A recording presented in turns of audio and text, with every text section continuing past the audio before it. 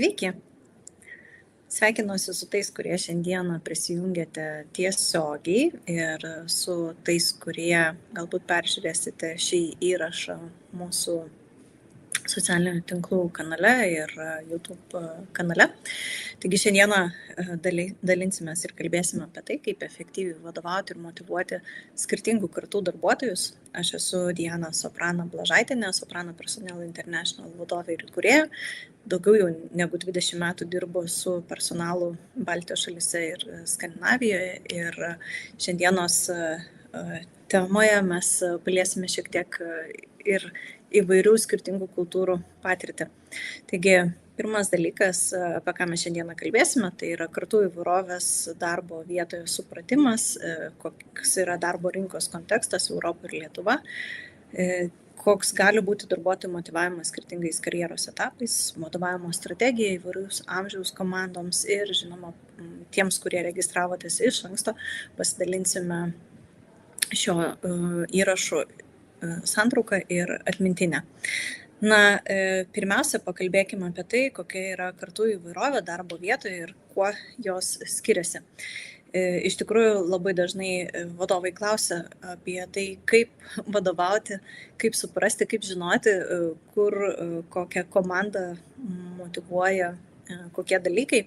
Tai šiandieną organizacijose yra sunkiau, nes vis jaunesni žmonės prisijungia ir organizacijose dažnai dirba iki 4 skirtingų kartų vienu metu. Tai sukuria tiek galimybių, tiek iššūkių, žinoma, ir kartais tenka suderinti skirtingus lūkesčius, kaip mes komunikuojame ir karjeros poreikius. O gebėjimas efektyviai vadovauti įvairiaus amžiaus komandoms tampa viena svarbiausių šiuolaikinio vadovo kompetencijų. Įdomu tai, kad ir galbūt jūs, tie, kas šiuo metu žiūrite tiesiogiai, pasidalinsite komentaruose, ar jums yra tekę susidurti, kai yra skirtingos kartos vadovas ir darbuotojai. Žinoma, atrankose susidurėm ir su tuo, kad kartais vadovai sako, aš esu jaunas, o mūsų komandoje yra daug skirtingų kartų ir čia atsiranda kažkokie iššūkiai. Ir kaip to išvengti atrenkant naujus komandos narius, kurie prisijungs į komandą. Taigi, darbo vietos visoje Europoje tampa vis labiau įvairaus amžiaus dėl kelių esminių pokyčių. Tai pirmas dalykas - ilgėja darbo laikotarpis ir vis vėlinamas išėjimas į pensiją. Į darbo rinką ateina vis jaunesnės kartos atstovai ir sparčiai vyksta technologinė transformacija, kas vėlgi keičia tiek vartotojų įpročius, tiek tai, kaip komandoje mes dirbame, kaip komunikuojame, keičiasi po COVID ir darbo modeliai tampa vis lankstesni, jie tampa vis hibridiniai, mes panaudojame technologijos, dirbtinis intelektas, tampa hibridinės darbo vietos, jos yra tarptautinis, pasaulis mažėja technologijų pagalba. Ir šie pokyčiai skatina organizacijas iš naujo pergalvoti tradicinius vadovavimo modelius ir kurti strategijas, kurios užtikrintų efektyvų bendradarbiavimą tarp skirtingų karjeros etapų ir gyvenimo patirčių. Taigi, ką turime omenyje, sakydami kartos ir kokios tos kartos yra, turbūt daug kas žino pavadinimus ir dažnai sako, vis maišau, kokia ta karta yra amžiaus. Tai šios sąvokos dažnai naudojamos apibūdinti tam tikro amžiaus žmonių grupės, gimusias panašių laikotarpių, kurios galėjo patirti panašius socialinius, technologinius, ekonominius pokyčius savo formavimosi metai, apie ką mes irgi pakalbėsim.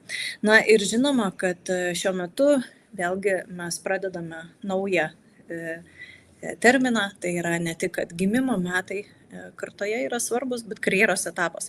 Tai kaip pavyzdys, kūdikių bumas, baby boomers, tai yra gimę tarp 1946-64 metų, tai yra vėlyvasis karjeros etapas, jau X karta, tai yra tarp 65-80 gimę žmonės ir tai yra vidurinis, vyresnis karjeros etapas.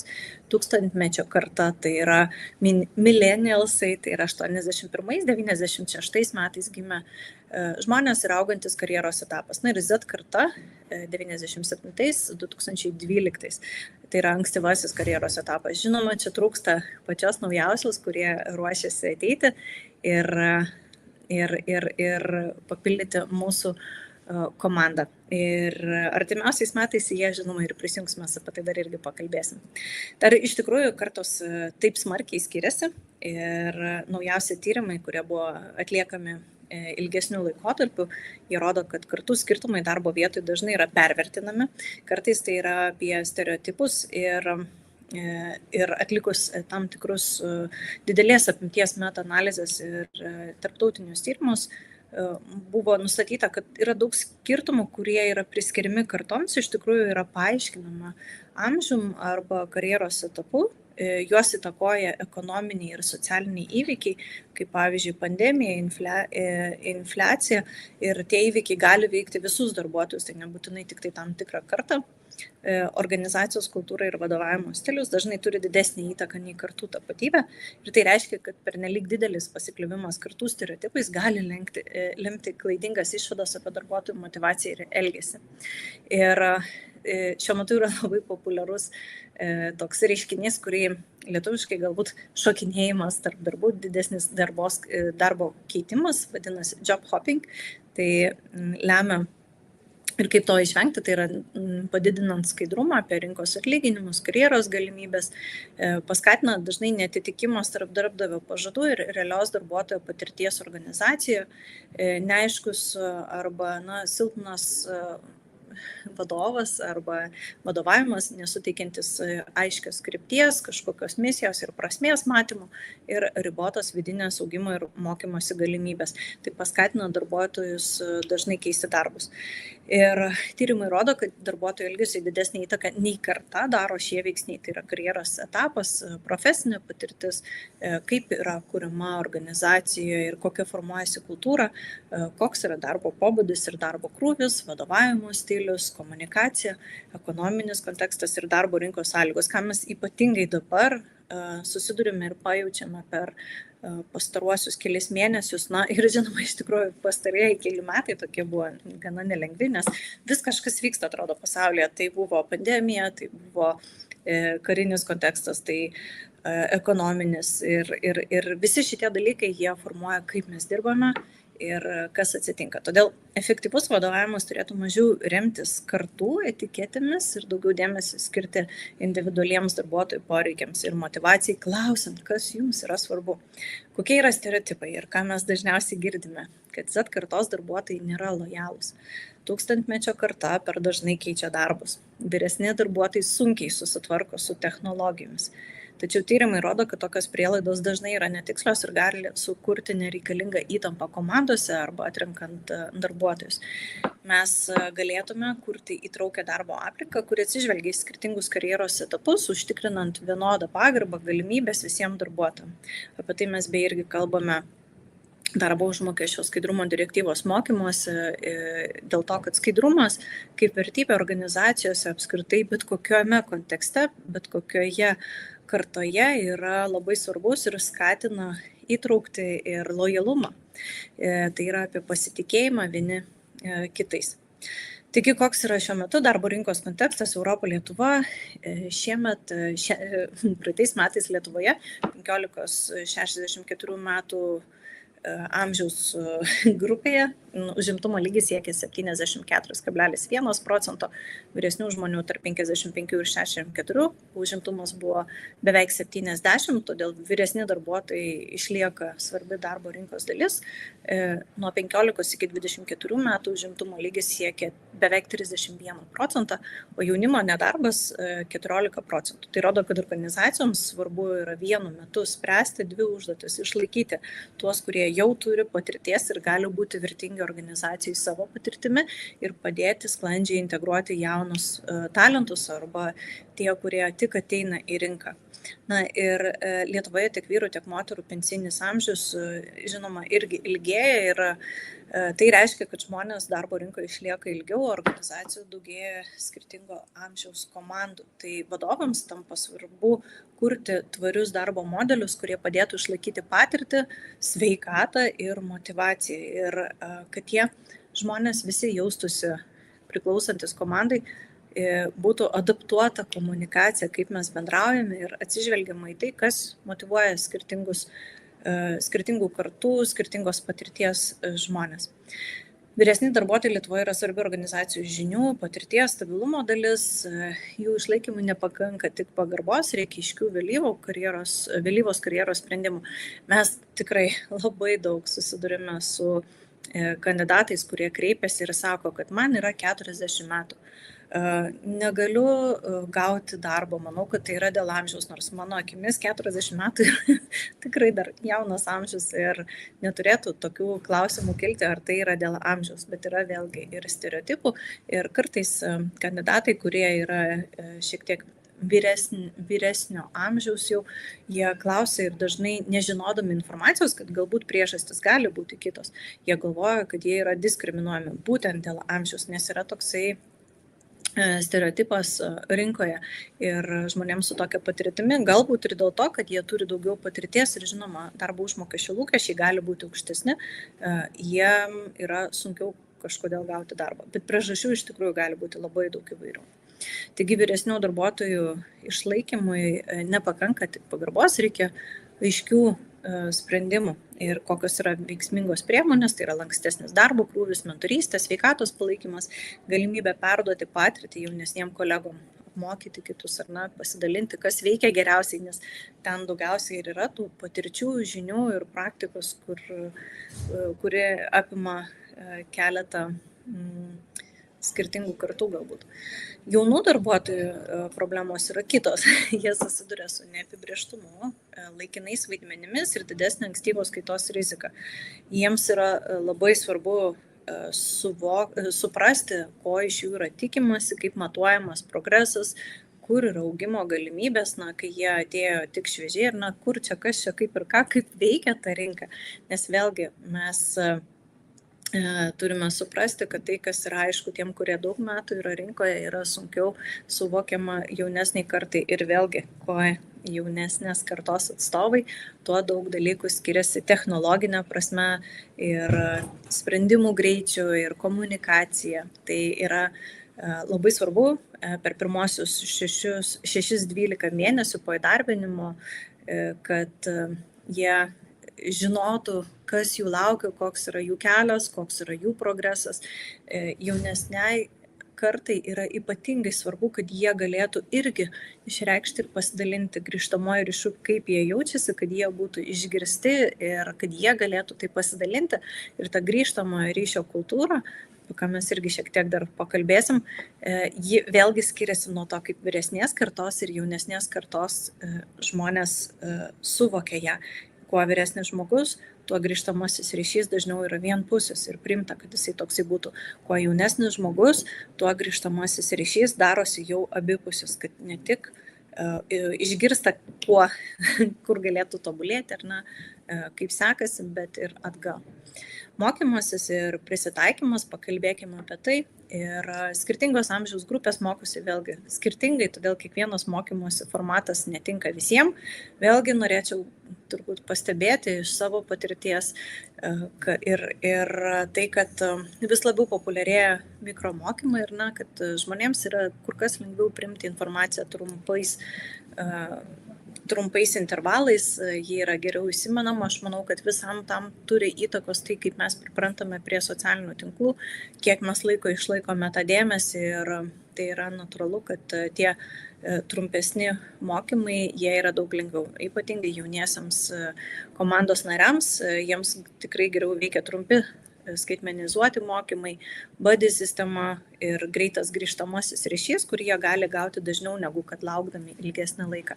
Vyresniem darbuotojams svarbu yra praktinis mokymas, paaiškinti, kodėl, kaip tai veikia, aiškiai nauda darbui, ką jie sukuria, kokie yra jų tikslai, ką jie turi padaryti ir kokia yra saugi ta mokymosi aplinka. Na ir organizacijoms reikia prie to prisitaikyti, reikia sukurti ir adaptuoti tą mišrią mokymosi sistemą, ne tik viena mokymų platforma, kuri galėtų naudotis vieni ar kiti. Tai turi būti abipusiai adaptuota. Na ir Lietuvos ir Europos darbo rinka rodo, kad skirtumus tarp darbuotojų dažnai lemia ne karta, o karjeros etapas, darbo sąlygos, šeimos situacija, mokymosi galimybės ir vadovavimo kokybė. O vadovams tai reiškia viena, kad reikia neskirstyti žmonės pagal kažkokius stereotipus ar etiketės, o kurti aiškią sistemą, kurioje skirtingo amžiaus komandos nariai gali dirbti produktyviai kartu, nejausdami kažkokių skirtumų arba konkurencijos. Taigi, kaip motyvuoti darbuotojus skirtingais karjeros etapais? Kodėl žmogus dirba? Motyvacija, ar ne? Prasmė. Kai kuriems tai yra susijęs su atlygio augimu, prasme, saugumu ir įsitraukimas priklauso, kiek žmogus emociškai yra įsijungęs, susijęs su iniciatyva, atsakomybė, ryšių su organizacija, prasmės kūrimu. Motyvuotas darbuotojas nebūtinai bus įsitraukęs ir čia yra esminis skirtumas. Įsitraukęs darbuotojas ilgainiui gali prarasti motyvaciją, lygiai taip pat. Na ir kaip atpažinti tą motyvaciją? Aukšta motyvacija yra, kai žmogus rodo iniciatyvą, nori augti, aktyviai yra įsitraukęs, mokosi. Kai mažėja motyvacija, tai žinoma, pastangos darosi minimalios, pasyvumas, galbūt yra nusivylimas, mažesnis aktyvumas. Kartais ta motyvacija atsiranda net ir gali būti pastebima per labai mažus dalykus, kad galbūt žmogus pradeda ir vėluoti darbą, ir užtrunka užduočių atlikimas ir taip toliau. Tai kaip matuoti? Tai yra grįžtamasis ryšys per individualius pokalbius, per apklausas, pastebint ir matuojant darbuotojų kaitą, mokymosi aktyvumo. Čia dar norėčiau irgi paminėti, kad labai dažnai vadovai sako, kad pas mus tai ilgą laiką dirba darbuotojai ir kaita pas mus yra labai maža. Žmonės dirba po 18-20 metų ir taip toliau. Ne visada tai yra geras ženklas dėl to, kad ilgai organizacijų dirbantys žmonės, jie gali būti lojalūs dėl tam tikrų priežasčių, galbūt yra geras atlyginimas, yra patogu, galbūt nėra reikalaujama kažkokių rezultatų, bet tai nebūtinai reiškia, kad tie darbuotojai yra motyvuoti ir įsitraukia ir organizacija tokiu atveju nebūtinai auga ir tobulėja, nebūtinai kurs kažkokias inovacijas. Tai va, grįžtant prie karjeros etapų perspektyvos, tai vietoj griežto fokusavimus į kartas, daugelis tyrėjų rekomenduoja remtis karjeros etapų perspektyvą. Tai yra skirtingi profesinės karjeros etapai dažnai reiškia ir skirtingus prioritetus esantiems tuose etapuose.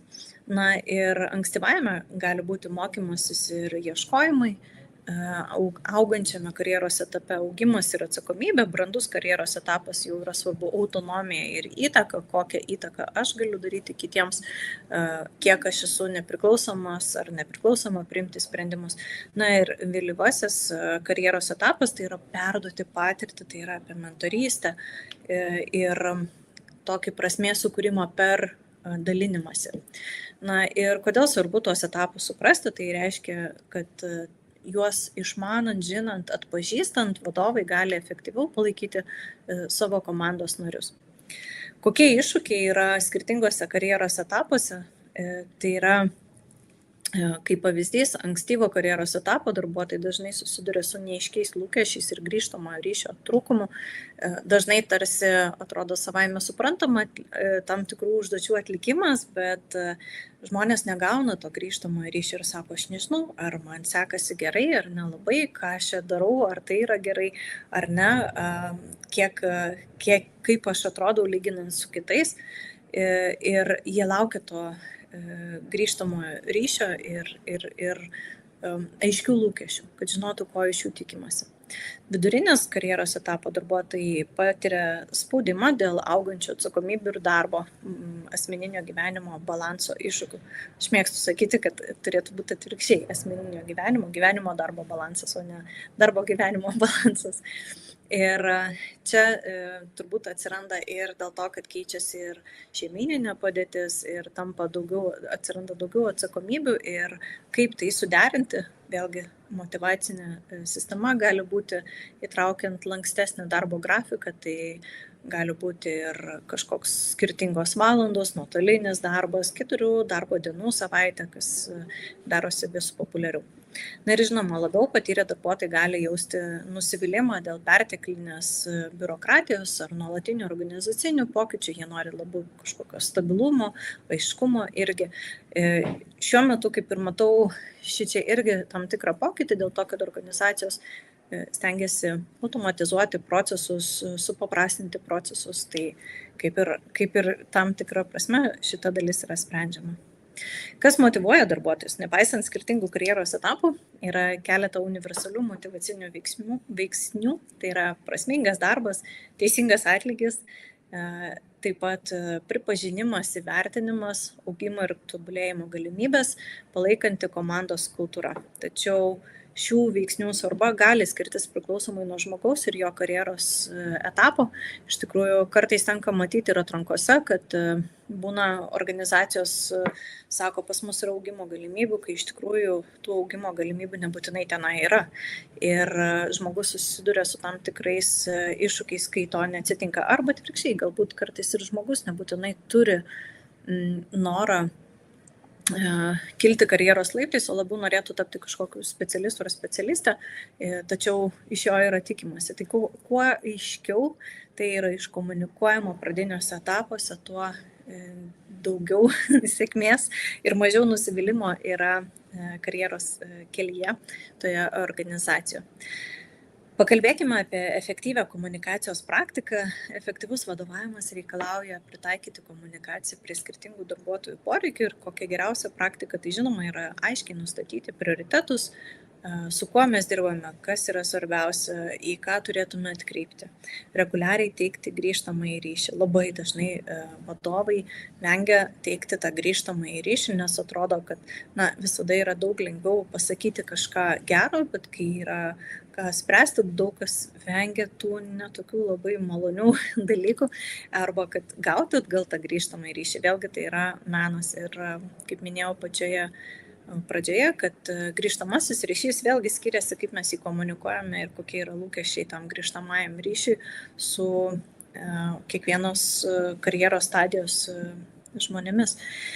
Paaiškinti sprendimų logiką, kaip tie sprendimai priimami, kodėl priimami tokie sprendimai. Tai ši praktika leidžia turėti ir skaidrumą, ir palengvina visus procesus. Na ir žinoma, fiksuoti svarbius susitarimus ir lūkesčius. Mano akimis tai yra labiausiai apie aiškę komunikaciją, dėl to, kad kai yra susitariama dėl kažko, bet tai yra neįgyvendinama, gali kilti kažkokių tai nesusipratimų, arba kaip būna, kad vėlgi komunikacijos stilius gali nesutapti, ir vienas išgirdo, kitas pamatė, ir kai tai yra užrašyta, tai yra visada mažiau vietos nesusikalbėjimo. Ir tai stiprina pasitikėjimą komandoje. Lanksčios karjeros galimybės, tai šiuolaikinės organizacijos vis dažniau siūlo ne vieną karjeros kelią, o kelias alternatyvas vietoj tradicinio hierarchinio kilimo.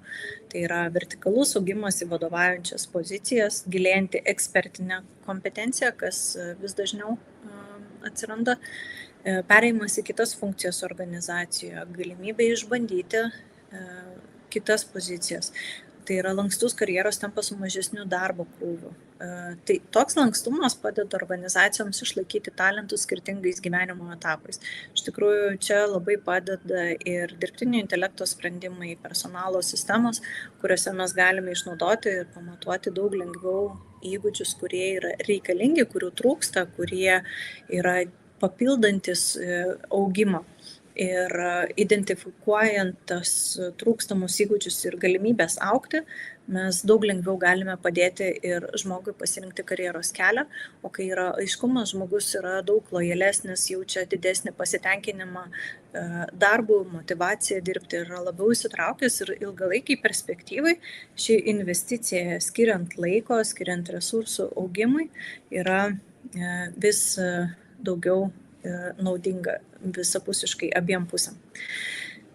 Taigi, kokie yra mokymosi ir tobulėjimo modeliai? Tai nuolatinis mokymasis tampa būtinybė šiuolaikinėje darbo aplinkoje. Efektyvūs modeliai dažniausiai apima mikromokymus, tai yra mokymasis trumpais etapais, nedideliais kiekiais. Tai yra mentorystė, mokymasis iš kolegų, keitimasis patirtimi, ir darbo stebėjimas, arba kaip angliškai vadinamas job shadowing. Tai yra, kai šešėliuojame vieni kitus ir mes galime stebėti, kaip kitas žmogus atlieka tą darbą, ką daro ar ne. Ir šie metodai skatina žinių dalymąsi tarp skirtingos patirties darbuotojų, pritaikant pagal skirtingą karjeros etapą. Ir kokia yra atvirkštinė mentorystė, tai irgi yra vis populiarėjanti strategija, kuri skatina bendradarbiavimą tarp skirtingų amžiaus grupių. Ir tai reiškia, kad jaunesni darbuotojai dalinasi žiniomis su vadovais apie technologijas ir naujas tendencijas. Patyrę darbuotojai perduoda strateginę patirtį ir sektoriaus žinias. Tai yra apie abipusį mokymąsi procesą, kuris stiprina organizacijos kultūrą ir tarpusavio pasitikėjimą. Tai nebėra tik tai, kad vyresni žmonės viską išmano, viską žino geriausiai. Tai yra ir pripažinimas jaunesnės kartos arba ankstesnės karjeros kartos kelyje, kad kai galima motyvuoti žmonės keistis savo žiniomis ir skatinant tai. Matau, kad yra klausimas, ką daryti, kai darbuotojai nenoriai mokinasi. Manau, kad reikėtų klausti, kokiais būdais jie mokosi, ko jie nori, ir žinoma, kartais tam tikri dalykai tam tikrose pozicijose galbūt net ir yra privalomi, kaip kvalifikacijos kėlimas, tai turbūt reikėtų atrasti būdą, kaip tai padaryti. Kai kurios organizacijos išsiveža darbuotojus kažkur, kai kurie organizuoja tam tikrų laikų, kompensuojant tai, būdų ir metodų gali būti pačių įvairių, reikėtų galbūt tiesiog klausti. Man labai patinka kartais daug skirtingų motyvacinių priemonių būna, apie kurias mes nesugalvojam.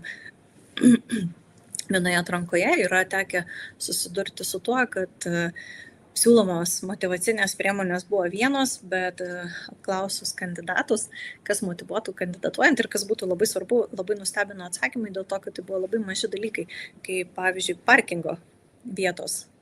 Tai iš tikrųjų reikėtų klausti. Tas pats irgi būna kartais su komandiniais užsiėmimais, sako, mums neveikia picų penktadieniai, o paaiškėja, kad ne kiekvienas mėgsta picas, kažkas laikosi dietos, kažkas vegetaras ir taip toliau. Kai galų gale sprendimas buvo tai, kad kiekvienas žmogus, ar ten porose, komandoje kiekvieną savaitę ruošia pietus. Tai iš tikrųjų labai įdomi praktika, bet vėlgi jį gimė iš kalbėjimuose komandoje. Grįžtant prie motyvacinių priemonių, šiek tiek norėčiau atskirai dar paminėti, ką esam jau irgi savo blogo straipsnėje kalbėję, ir ten galite vėlgi apsilankę soprano.lt atrasti nuorodą apie tai. Tai yra 4 darbo dienų savaitė ir produktyvumo pokytis, dėl to, kad tai pereina iš tų pilotinių bandomųjų projektų į realų darbo rinkos modelį.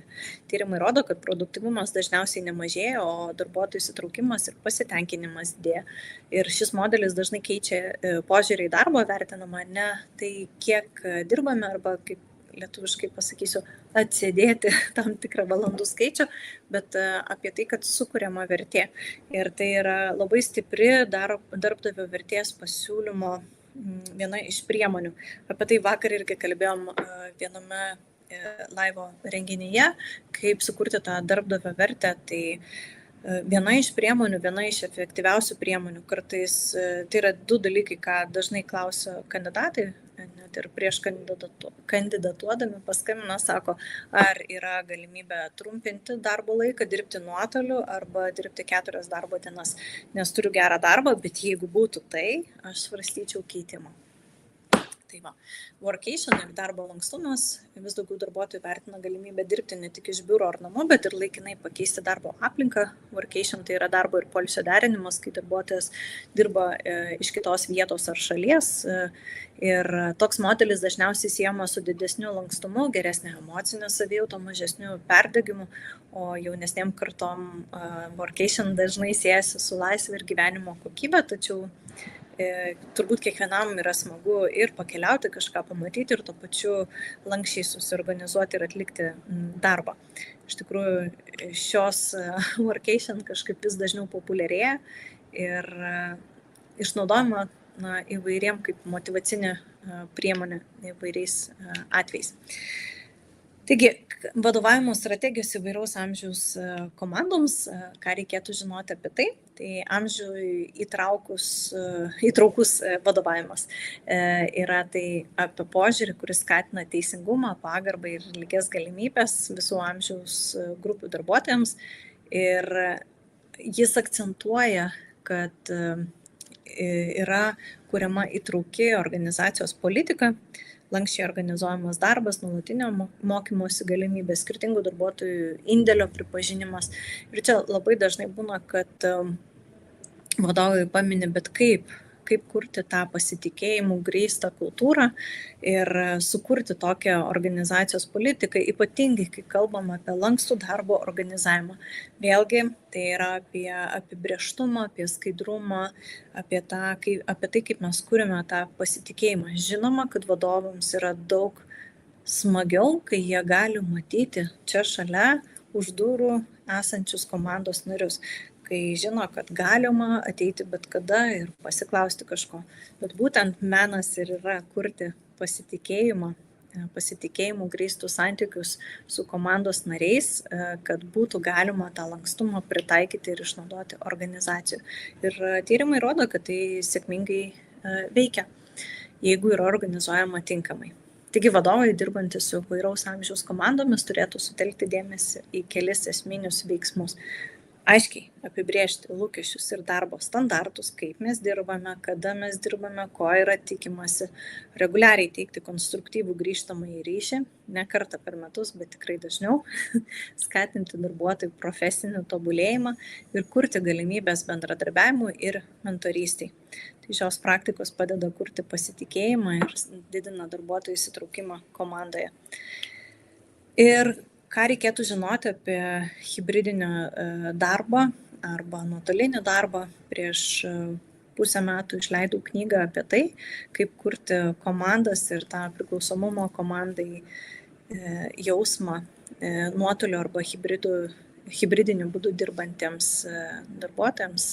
Šią knygą taip pat galite atrasti ir anglų kalba.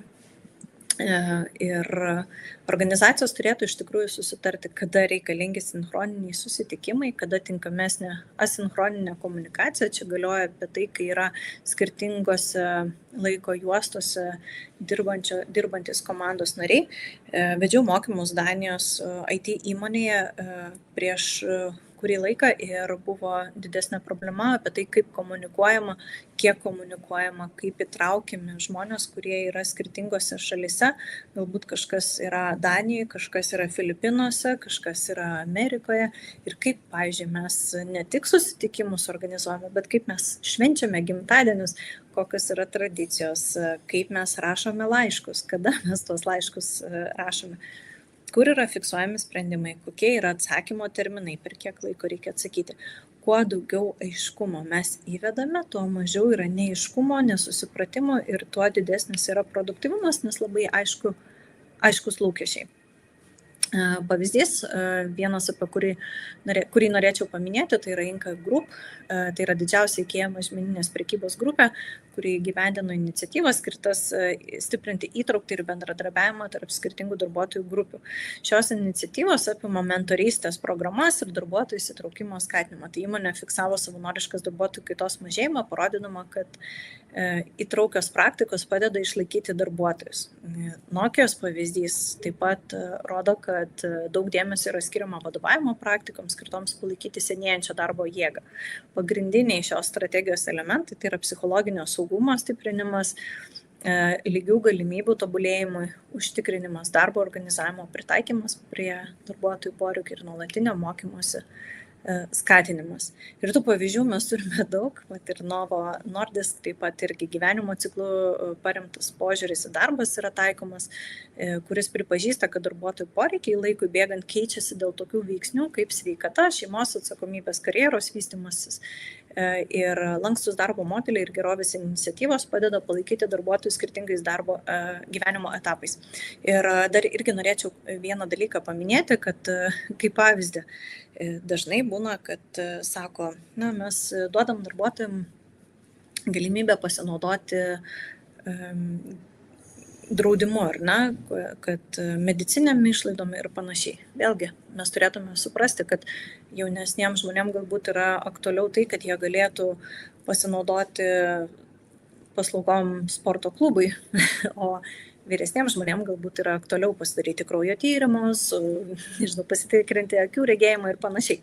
Tai reikėtų atkreipti dėmesį ir vėlgi tas pats žmogus, kuris dirba organizacijoje kažkiek tai metų, galbūt vienu metu sportuos, kitu metu jo poreikiai pasikeis, kad nebesportuoja, o kažkas atsitiko ir labai svarbu tai atkreipti dėmesį, nes dažnai mes tarsi, tiem žmonėm, kurie dirba ilgesnį laiką, jie tarsi tampa nematomi ir atrodo, kad visada mes žinom, poreikiai keičiasi su gyvenimo etapu. Taigi, apibendrinant mūsų šiandienos susitikimą, tai pagrindinės įžvalgos būtų tokios, kad skirtingos karjeros etapuose žmonės turi skirtingus prioritetus ir ta motivacija, lūkesčiai ir įsitraukimas darbe gali būti visiškai skirtingi. Kuo ankstyvesnėje karjeroje yra darbuotojai, tuo svarbesni yra aiškus apibrėžti lūkesčiai, dažnas grįžtamasis ryšys ir galimybės mokytis bei tobulėti. Ir žinoma, grįžtamasis ryšys, kuo jaunesnė karta yra, tuo yra labiau apie tai, kad tai būtų abipusis grįžtamasis ryšys, kad ir jie galėtų pasakyti, kaip jie jaučiasi, ką jie galvoja, kokie yra jų pastebėjimai ir kad tai būtų įvertinta. Vidurinės karjeros etapo darbuotojams dažniausiai yra svarbu prasmingas darbas, profesinis augimas, lankstumas, kad jie galėtų derinti darbą ir asmeninį gyvenimą. Vėlyvos karjeros darbuotojams labai svarbu yra stabilumas, patirties pripažinimas, galimybė dalintis žiniomis per mentorystę, tai vėlgi rodo jų įvertinimą. Ir sėkmingos organizacijos orientuojasi tai, kad būtų įtraukus amžiui vadovavimas, kuris skatintų teisingumą, pagarbą, lankstumą ir tai, kad būtų bendradarbiavimas tarp visų amžiaus grupių. Ir Europos darbo vietos tampa vis labiau įvairaus amžiaus, nes žmonės dirba ilgiau, o į darbo rinką ateina naujos kartos. Vadovai, kurie supranta skirtingus karjeros etapus, gali kurti stipresnės komandas ir mažinti konfliktus, nesusipratimus darbo aplinkoje. Ir šiandien sėkmingas vadovavimas tai nebe kartų valdymas, tai yra gebėjimas suprasti žmonės, jų psichologiją, karjeros etapus, kurti tą aplinką ir kultūrą, kurioje skirtingos patirtis gali efektyviai veikti kartu sinergijoje ir sinchronę. Tai ačiū tiems, kurie šiandieną buvote kartu, kurie žiūrėjote šį įrašą iki galo. Aš paminėjau, kad visai nesenai išleidau knygą, ją galite atrasti internete ir Amazon ir Lietuvoje įsigyti.